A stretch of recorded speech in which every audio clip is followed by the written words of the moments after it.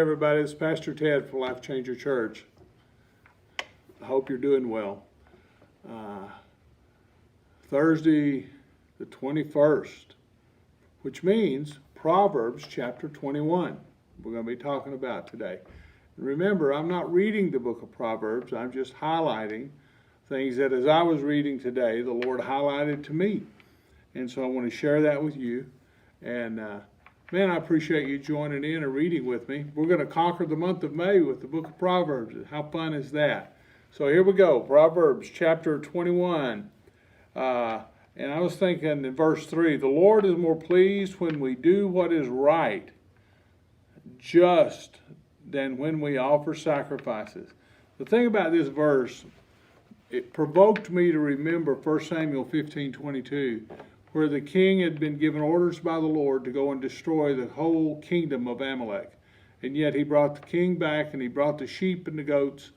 And that famous verse is there that says, the Lord delights in obedience more than he does in sacrifice. Because he said we brought him back to sacrifice. And I think it's just an important thing to remember, and that God's more concerned about us behaving well with others than any religious activity we do. And I think that's important. Well, that's verse 3. There you go. Let's move on.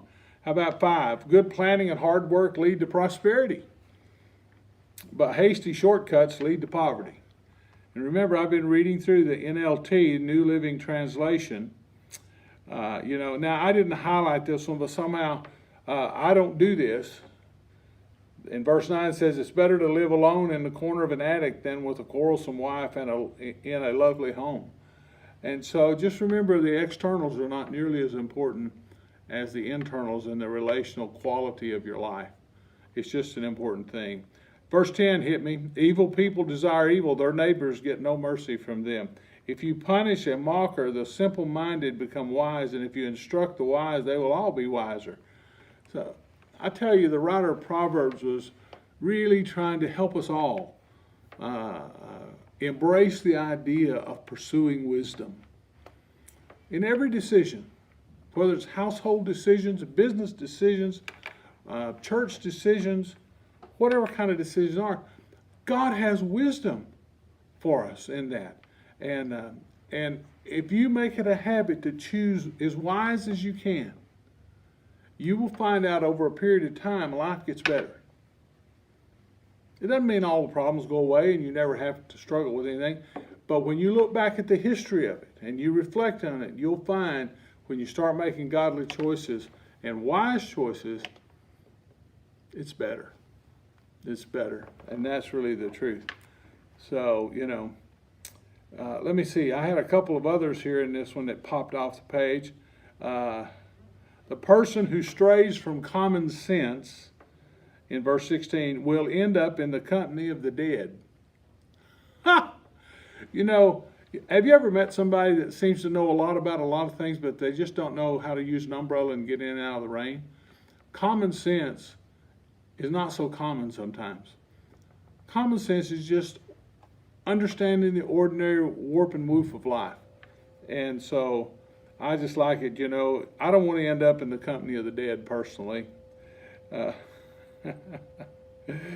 here's another one for me today. The wise have wealth and luxury, but fools spend whatever they get. Whoever pursues righteousness and unfailing love will find life, righteousness, and honor. I want to notice the word pursues. I got to put some effort into it. If I'm going to pursue something, it means I got to go after it. And so I just want to I think the Lord was reminding me not to get lazy. I don't know if that speaks to you or not, but it's easy to, it's just easier to pursue sin than it is righteousness. It seems like it's more common to us. Well, I want to pursue righteousness because God blesses that pursuit.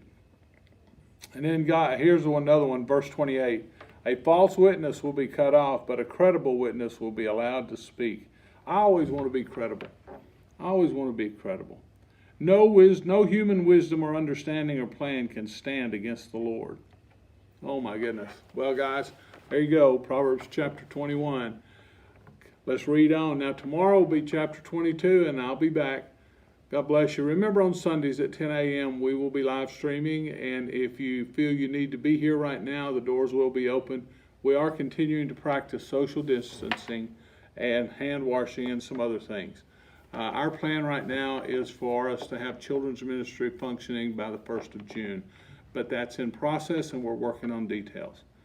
Until I see you again, God bless you, and hope you enjoy the book of Proverbs and you gain wisdom from reading.